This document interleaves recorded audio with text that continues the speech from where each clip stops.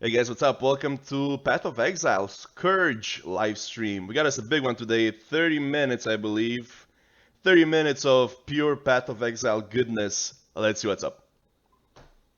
Hi, I'm Chris Wilson from Grinding Gear Games. Hi Chris. Welcome to the work from home edition of our Path of Exile announcement live stream. Still? Thanks for joining us as we discuss all the details of the upcoming Path of Exile Scourge expansion, which releases on October 22nd for PC and October 27th on console.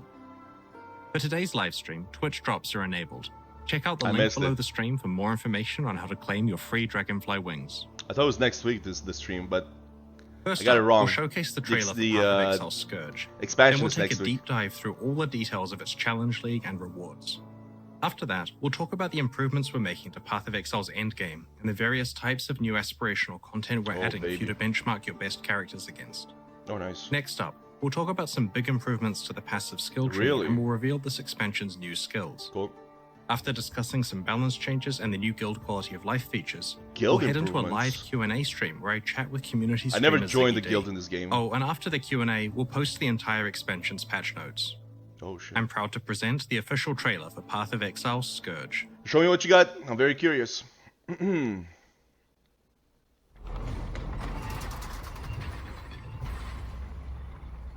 They should really update their logo, I find. It's a bit kind of like you see the old graphics in it. The day the demons found our world, the innocent were first to die. Okay. Well, who's that guy? Reminds me of the lines in the ground. Reminds me of Abyss. So you got a timer. Poison traps? Timer keeps going down. I wanted to see it go up, but it doesn't. Your world, your ray class. You must take the fight to them. So new enemies, which is pretty cool. What's that thing in the back there? What is this? Embrace the power of chaos. Become more than mortal. Face the nightmare. Unique items can be transformed. Obviously, there's like a lot of stuff going on. Flame Tornado. Improved Atlas endgame. Cool. Uber endgame content. Alright. Passive tree rework. Oh, it looks beautiful. Holy shit. Masteries. Guild hideouts. Ooh, that's actually freaking awesome. Expedition 4, much more. Okay. They are ravenous. They are endless. They are the Scourge. As always, they're adding so much. It's crazy, man.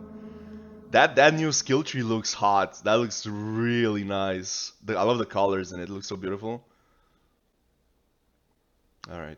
The Path of Exile Scourge expansion contains a lot of new content and features that we'll reveal to you today. Awesome. Let's start with its namesake, the Scourge Challenge League. Cool. Upon leaving Lionized Watch, you're startled by a figure appearing out of nowhere, trying to escape from something you can't see. She hands you a rusty-looking device called the Blood Crucible and urges you to implant it into your body. Ew. Will As this you be there forever? Each area in the Scourge Challenge League, the Blood Crucible fills with the blood spilled by monsters. I'm saying future expansions. Once it reaches a certain threshold, you're able to activate the device. This will instantly thrust you into a parallel reality, an alternate ray class where some form of apocalyptic event is occurring. Shit. This ray class is overrun by demons known as the Scourge. They're powerful, dangerous, and come in many forms. A lot of damage. The more blood you have collected, the longer you can stay shifted into the parallel ray class. But the longer you stay, the more damage you'll take.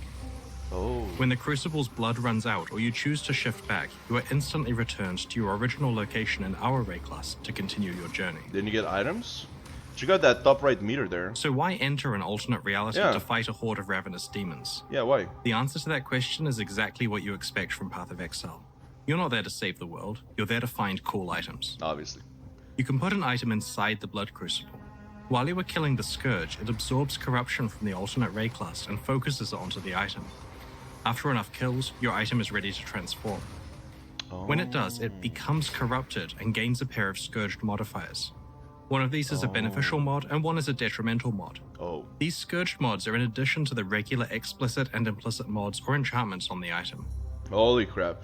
There are many powerful beneficial mods available that can really improve your item. This is gonna be so OP. Well, sounds OP anyways. The detrimental mods can significantly raise the requirements of the item, penalize your character's stats such as resistances, or outright turn off various mechanics like the ability to deal fire damage or gain charges. Interesting.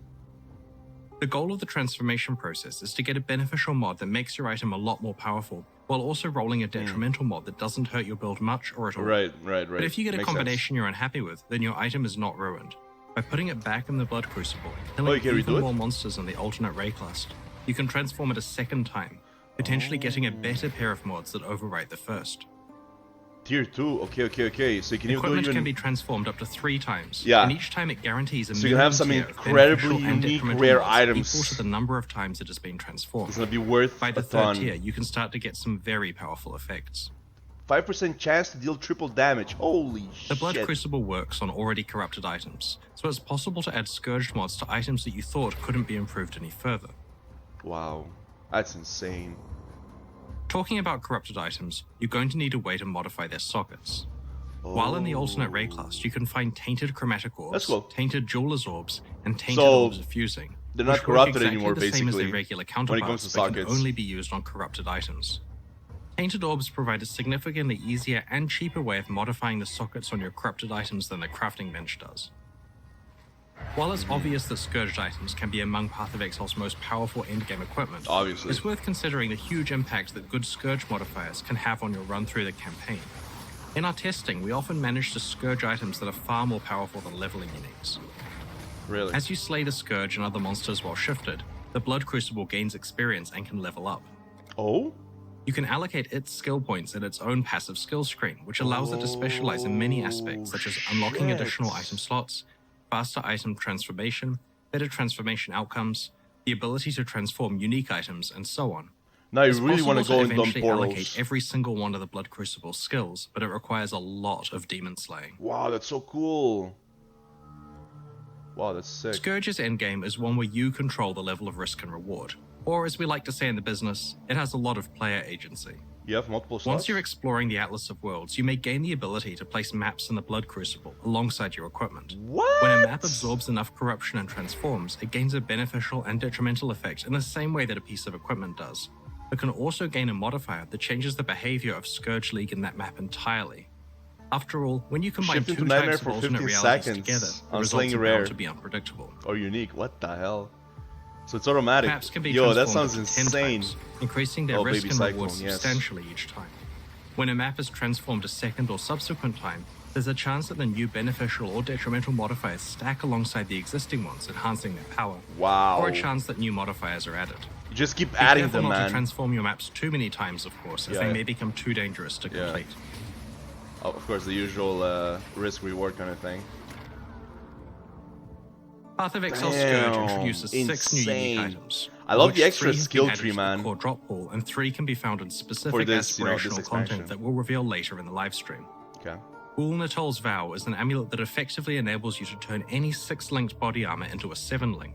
Support gems you socket into this amulet apply to skills in your body armor. What? While specific mods on items have allowed players to create 7-link skills in the past, this amulet lets you choose whatever support gem you want, including corrupted or awakened ones. Oh my god. It's only possible to find this unique item in specific content that we'll reveal later in the livestream. 7 links? Are you out of your mind? The new Mageblood belt is one of the most powerful unique items to ever exist in Path of Exile. It permanently enables a number of your utility flasks, providing their benefits constantly with no work required on your part. Holy crap! This belt means that regardless of what your build is, you'll sustain your utility flasks during 100% of gameplay. That's even insane. Long boss fights. That's insane, Mageblood man. is in the core drop pool and is exceptionally rare. That's insane. 100% flask. Early next year, we will release a huge overhaul of Path of Exile's Atlas of Worlds endgame in the 3.17 expansion. In the meantime, though, our October Scourge expansion introduces a bunch of changes that speed up how quickly you can set up and progress through your Atlas. We're also introducing more types of ultra-challenging endgame content for top players who want to put their best characters to the test. 7 link, in order to substantially shorten the length of the Atlas grind, we've reduced the number of regions from 8 to 4. This implicitly reduces the number of watchstones required from 32 to 16. I agree. I We've agree. also reduced the number of maps on the Atlas, so it's now approximately 100 plus the unique maps. We've rebalanced the bonuses for completing content so that by the time your Atlas is fully unlocked, you'll receive a slightly higher level of benefit than you did before. I don't mind this. There was a lot of maps. Because the number of regions has been halved, so have the number of Atlas passive trees. There are now 4 plus the Uncharted Realms. We've made each tree slightly larger and removed some less frequently used or duplicated skills. Cool. You'll still be awarded the same number of Atlas passive skill points as before. With these changes, each map you play constitutes far more progress than it previously did. About half as much work is now required to reach Path of Exile's ultimate endgame. Okay. I guess. I don't know. We've made some other changes to streamline the endgame also. For example, now when you unveil a modifier, all tiers of that modifier are immediately unlocked at the crafting bench. This applies to every veiled modifier, including the very rare ones. That's pretty cool. Many of Path of Exile's past leagues have an endgame component that is designed to challenge the best players with the best builds. Over time, more and more of Path of Exile's experienced players have managed to defeat the game's hardest content. Our most difficult endgame content doesn't pose as much of a challenge as it once did. Because in the Scourge expansion, we have added a set of new aspirational content. Uber versions of Breach, we're getting stronger and Light, stronger. Legion, an extension to Delirium's Simulacrum, and a revamp of Delve. Delirium, I love that. Breach's endgame involves running Breach Stones, which can be placed in the map device to open portals to a Breach Lord's domain. For each Breach Lord, there are currently 4 tiers of Breach Stones, and you can upgrade between them using blessings. Path of Exile Scourge introduces a new tier, Flawless Breach Stones. These can't be obtained via blessings, but are instead found in the Maven encounters where you fight the Breach Lords in their most challenging forms. These Flawless Breach Stones require a substantially more powerful character to complete, but have rewards appropriate for their difficulty. That's nice. Kinda wish they'd have changed the content Breach a bit, Stones but now it's have fine. 2 random modifiers, from a pool that doesn't include build disabling ones, such as not being able to leech. And the new Flawless Breach Stones have 4 of these modifiers, which represents a significant jump in difficulty. No leech. They can drop special versions of the Grasping Male body armor, which has a specific fractured modifier themed around the Breach Lord of that domain. 100% The Almost Holds Vow unique amulet we revealed earlier can only be obtained through Flawless Breach Stones. All Breach Stones have been modified so that the items you earn from monsters are now dropped in the spiral at your feet when you complete or fail the event. In addition, rare monsters and breach domains drop an additional random reward types, such as scarabs, maps, or divination cards, with Flawless Breach Stones adding 2 additional reward types. All Breach Stones are far more rewarding than Instilling Orb. Blighted maps were previously our pinnacle Blight content and could be anointed up to 3 times to increase their difficulty and rewards. Easy endgame. In the Scourge expansion, while you're playing Blighted maps, you may find a Blight Ravaged map. These have increased monster difficulty and are always monster level 85. They can be anointed up to 9 times with up to 3 of any one type of anointment. These incredibly challenging encounters can also yield one of Scourge's powerful new unique items. Which is? I won't tell us. Damn. In Legion, you can combine up to 5 timeless emblems to enter the domain of timeless conflict. While playing the domain in this expansion, you can find unrelenting emblems, which can be mixed and matched with timeless emblems for a substantially more challenging and rewarding encounter. Nice. Delirium's Simulacrum encounter has been extended, with 10 additional waves of combat. What? As 25? you can expect, these extremely difficult extra waves are very rewarding and feature escalating chances for a Delirium boss to spawn. Holy shit. With each wave you play, the Simulacrum now has increasing chances of dropping Cluster Jewels and past wave 20 Delirium unique items. Previously, you could only get a maximum of 1 Delirium unique item per Simulacrum, but now you can walk out with multiple high-value items such as Voices. Cool. Simulacrums not only represent a lot more value now, but also an opportunity to truly test your character against some of Path of Exile's hardest content. In addition, Delirium Orbs are now a lot more common, this one's a bit Delirium's tough rewards have been improved, due to less with popular ones like Prophecy and Talisman being removed entirely. Oh, really? Nice. We've made quite a few changes to Delve in the Scourge expansion. Really? Delve, The first change is that we have completely rebalanced the entire thing so it's just more rewarding and more challenging at earlier depths. Nice. In general, monsters scale to have more life but less damage than before. We've improved monster skills and bio modifiers to make deeper depths more challenging to go with their better rewards. Cool. Due to these changes, we've wiped the standard Delve ladders but have retained your previous depth on your characters. To get back on the ladder, just play at whatever depth you were still able to complete. We've also improved the Delve catch-up mechanic. Previously, if you entered Delve for the first time at level 90, you'd be taken to a depth that is the equivalent of Tier 1 maps. Correct. Now we'll be taken to the equivalent of Tier 13 maps. Ooh. This means that if you want, you can essentially ignore Delve until the late game rather than having to play as you go. Nice. We've increased the base sulfite cap from 600 to 1200. Underground cities are now more common, and you'll encounter bosses more often, including all. That's very good. That's very good. You can some of these rarely bosses find were rare fractured items with Delve modifiers on them. We've also increased fossil and resonator availability throughout the Azurite mine. Fossil availability outside of Delve has been reduced. Oh. All resonators drops are now chaotic resonators, with alchemical resonators not dropping anymore. We've also improved the least powerful fossils. Interesting. It has been a long time since we've done a big rework of Path of Exile's iconic passive skill tree. The Scourge expansion includes quite a lot of changes, and before I list them, I want to emphasize that our goal here has been to keep the tree as similar to before as possible. All of your years of muscle memory will not be wasted. The tree will still feel like the back of your hand, despite our changes. While planning this rework, we examined every aspect of the passive skill tree. We reviewed and improved each of the tree's class start areas, we added new clusters of skills, improved existing ones, and concentrated power more directly on each skill's primary function. The process of doing this identified that many passive skills had niche stats that didn't matter to most characters or distracted away from the purpose of what the skill was trying to do. Right. When we took niche stats away from a skill, we buffed the primary function of the skill so that it was more concentrated on one purpose. While I'm sure that powerful passive skills sound great to you, you're probably wondering what happened to all of those niche stats. Right. You see, while we were doing this revamp, we realized that specific build-enabling niche stats appearing in specific locations on the tree actually constrained players' passive builds in quite severe ways. Players who wanted to get several specific niche stats often had little flexibility with the rest of their tree because they had to plan around getting to the specific clusters that had those niche stats in them. That's right, yeah.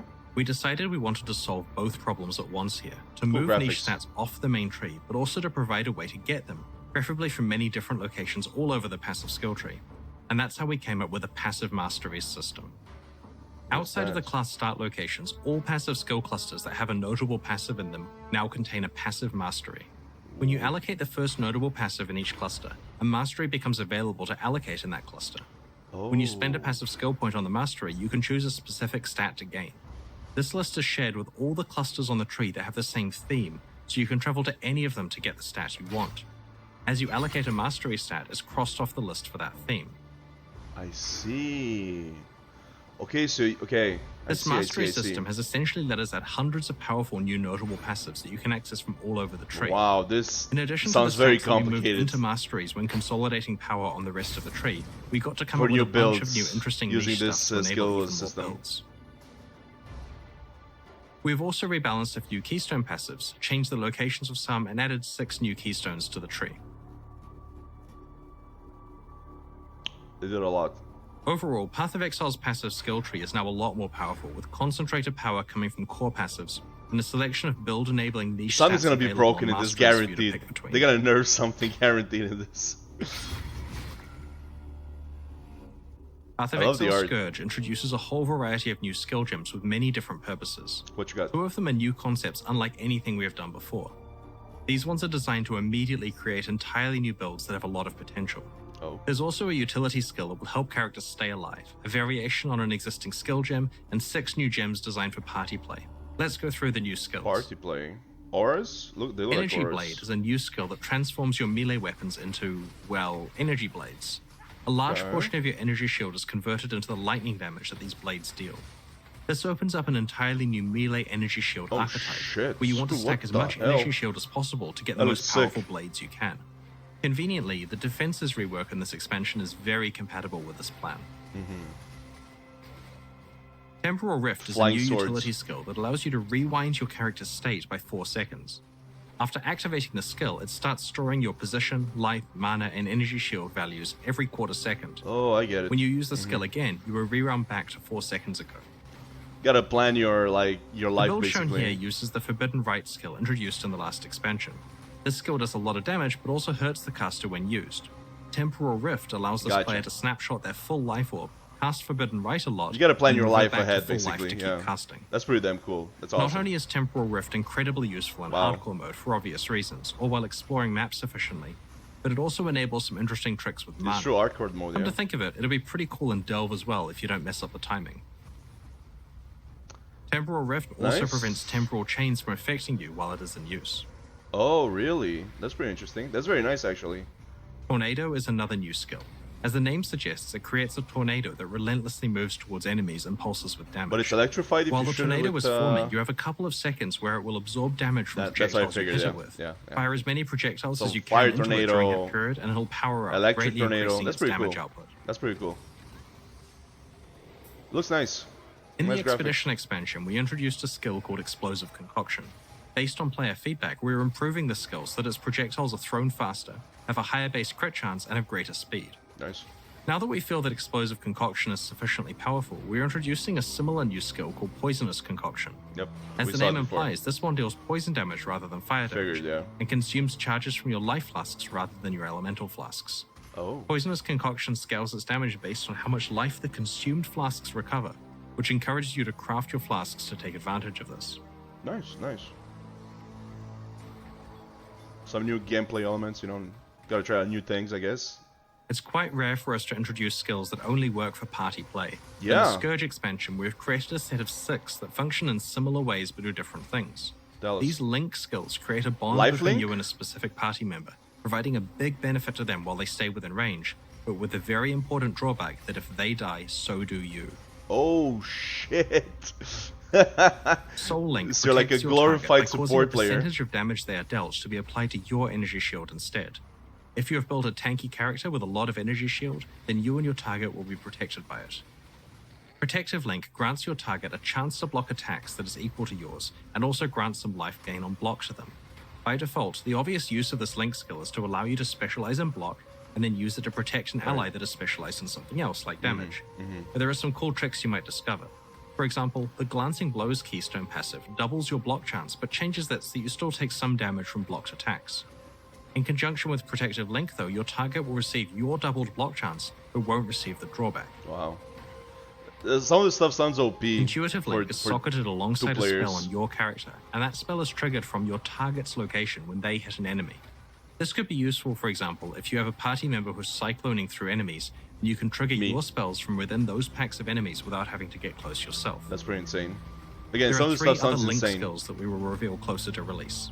As this expansion does include significant nerfs to Aura bot characters who stack auras for the benefit of their party members, these Link skills give them a viable, more active playstyle. I see why. Link skills cannot normally be used with your minions, but we're adding a minion mastery to the passive skill tree that allows you to use Link skills with them. Oh shit. However, this has a high ongoing mana cost that is difficult to stay on top of. In Path of Exile Scourge, we've done a lot of balance work, improving flasks, ailment mitigation, general character defenses, and elemental damage over time. We've made some changes to how stacking auras and curses works, and have buffed most awakened support gems. We've posted about the changes we intend in the last couple of weeks, and have been iterating on these changes based on testing and your feedback. We are posting the full Scourge patch notes after the Q&A portion of this livestream, so we'd encourage you to check out the full details of the balance changes there. We'll take a look, yeah? We first introduced guilds alongside Path of Exile's initial release in October 2013. Yeah, I don't know shit about guild leaders guilds. and members have been patient for a very long time, and after 8 years, we're rewarding that patience with a wave of guild quality of life After 8 years. As a game about items, the I know functional it's heart of joking. a Path of Exile guild is its stash. You can finally control-click items into and out of your guild stash, and access other features such as the drop-down list of stashes, drag-and-drop stash ordering, affinities, etc. Nice. We have also introduced guild versions of all of the types of premium stash tabs, so guilds can finally enjoy popular tabs such as currency or map tabs. While shared guild tabs are a little more expensive than individual tabs because of their server costs and development overhead, we have bundled all of the exotic ones together in a single discounted bundle for guilds that want to invest in the whole lot at once. That's cool. We have also added the ability to export a CSV file of your guild stash activity log for convenient auditing. That's cool. We wanted to pair functional with fun, so we've introduced guild hideouts. That's very cool. Guild leaders can select any in-game or microtransaction hideout that they have unlocked and create a guild hideout based on that template. These hideouts are a great place to hold guild meetings or to just have as a space for members to meet up between maps. Actually makes me want to join a guild now. Your guild's hideout, you can use its map device as though it was your own. Nice. Very nice. We understand that not everyone is in a guild, so there's one hideout-related feature that we wanted to mention. We have entirely removed the favor system from Path of Exile.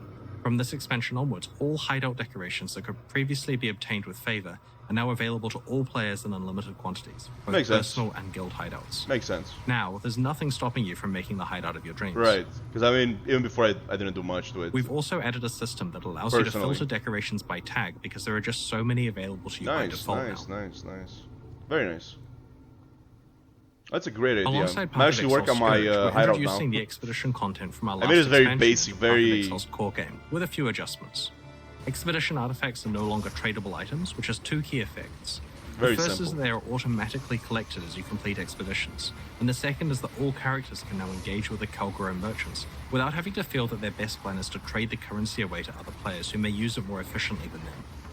It's a difficult decision working out whether to make specific items. I didn't play this league, so I have no idea. But we feel that on balance, this new approach will solve several problems with the system. I guess there were problems. It's also worth noting that the currency items that allow you to re-roll the vendor's inventories are still tradable. You'll start finding expeditions from Act 6 onwards. There's an 8% chance for a map to contain an expedition, and they can be further augmented through investment in the appropriate Atlas passive skill tree. Right. As we move new leagues to core, we will replace outdated, obsolete content. Yeah, good idea. In this case, Expedition replaces Perandus. Details are in the patch notes. Perandus is gone? That's it? I wish they could have like improved on the old leagues instead. Well, they did a bit, but well. While clicking on items is a critical part of playing an action RPG, Perandus was there's a barely fine the line game. before it becomes a chore, and we're trying hard to make sure that clicks on items come with appropriate reward. Expedition artifacts being automatically picked up isn't the only improvement we're making to reduce unnecessary clicks in this expansion. Pick up gold? In order to make sure that each stack of currency items is worth a click, we're trying out a system where currency items drop less frequently, but in larger stack sizes. For example, Scrolls of Wisdom in the late game might drop 1/10 at a time, but when they do, it'll be in stacks of 6 to 14. That's a great idea. The click that you will make will gain you a much more meaningful That's amount a of currency great rewards. idea. Holy shit. We have applied this to many different types of currency items, and the effect of the system gets larger as you get further into the game. Nice. That's a great In addition, idea. we've had a look at instances where item drops happen simultaneously, and we've made it so that items that can drop in stacks will automatically do so. This includes at the end of delves, incursions, rituals, blight encounters, breach zones, and the simulacrum. Oh, we have that's also applied this approach to many chests and areas like splinter drops throughout Path of Exile. That's excellent. What an excellent choice. Holy crap. Before we move on to our final announcement and live Q&A, because it's true, before you had to click on a lot of stuff that are available right now, especially if you like, the launch of Path of Exile Scourge, if you're collecting and help fund ongoing development of Path of Exile. Based on player feedback, we've increased the value of the $30 and $60 supporter packs by adding $5 worth of points to each one. This means that you now receive the full value of what you spend in points, with the new sets of exclusive cosmetic microtransactions on top. Nice armors. These include armor sets, weapon skins, portals, shields, and helmet attachments. The Ancient Dread pack contains an exclusive pair of wings, and the Intrepid Liege pack contains an exclusive pet. These new packs each have 3 value tiers that you can upgrade between within their respective series. Oh, that looks insane. Thank you so much for your support. That's a portal, Purchases right? of these supporter packs make expansions like Scourge possible. Yep. You gotta support. Shortly we'll begin our Q&A and we'll answer your burning questions. But first, we have another quick announcement to make. Tell me. In the Expedition League, we teamed up with Twitch rivals to run our first ever Path of Exile Royale live tournament. Right. This event saw our favorite content creators teaming up in pairs to compete for awesome prizes. We're excited to announce that following the launch of Path of Exile Scourge, we're doing it again. Oh. This time around, competitors will compete alone, but we've added a unique twist. Towards the end of the match, surviving players may encounter a brutal but rewarding boss fight, which could have significant strategic implications for how they play the match. Oh? There's $30,000 of cash on the line, alongside some of Path of Exile's best microtransactions. Nice. Tune in on October 28th at twitch.tv/TwitchRivals to see who will decimate their competition. He leveled up. Holy crap. That concludes the reveal portion of this livestream. Keep an eye on our news next week as we reveal more details about the Scourge expansion. In the meantime, these reveals are already live on YouTube for you to link to your friends in case they missed the livestream. Please do so, and join us as we battle the Scourge alongside you next week. It's now time for the Q&A. If you have any questions about what we've shown you today, please get them ready because I'm about to be joined by Ziggy D as we answer your questions from Twitch chat, and after that, we'll be posting the full Path of Exile Scourge patch notes. Come on. Is that it? That's it. Okay, alright, a couple of things. Number one, the change I'm most excited about is picking up multiple portal scrolls and scrolls of wisdom at the same time. I'm surprised they're removing old leagues, but I'm okay with that. They're adding new leagues, they're removing old leagues. I mean, eventually they probably had to do it because they had like too many leagues. Like I said, Pirandas, like nobody really cares about Pirandas. You maybe find like one item like in a lifetime worth of buying, you know. Once again, improvements to all leagues, making them more, making content more difficult. I'm okay with that. You know, stuff like Delve, that's pretty cool. Legion as well. Sure, some of them were pretty damn easy. Delirium, that's a pretty cool addition of 10 additional waves. That's actually quite insane, I find. That's pretty damn awesome, especially towards like the 15. I think it was 15 waves before, or 10 waves. I think it was 15. You're starting to like really like take some serious hits, right? Especially from the bosses. The new league itself, Scourge, you're gonna get some OP items in there, man. I mean, you know, that person who's gonna be able to like corrupt 3 times and get like this the best mods, like the highest numbers and whatnot. He's gonna sell that for like 100 mirrors online or something, you know. That's how it always works. 7 link armor, shit, that sounds amazing. So, you know, you do get some drawbacks. You know, you saw the minus percentages for resistances. Constant flask effect, that's also, I don't know if that's OP or not, because I mean, you kind of like always have them on, now that I'm thinking about it, but still, just to have it on no matter what you're doing, no matter where you're at, that, you know, that sounds pretty damn cool. That sounds, you could probably have some insane possibilities in there. And I love the new skill tree, I love the art in it, it looks pretty cool. It sounds, I don't know, it sounds too complicated for me. I just use builds online, you know what I'm saying? But I'm sure people are gonna find some really OP stuff in there to like maximize on certain stats and whatnot, certain percentages and whatnot. It's gonna be OP. It's gonna get nerfed most likely. Um, just, you know, once again, they're adding so much stuff. I'm so happy to see this. It's always like an exciting like moment for everybody that plays Path of Exile to see like a new expansion come out, because there's so much content, there's so much like new stuff, you know, that you can go through, right? So excellent news. Thanks again, Chris. Thank you for watching, guys, and I'll see you. Peace out.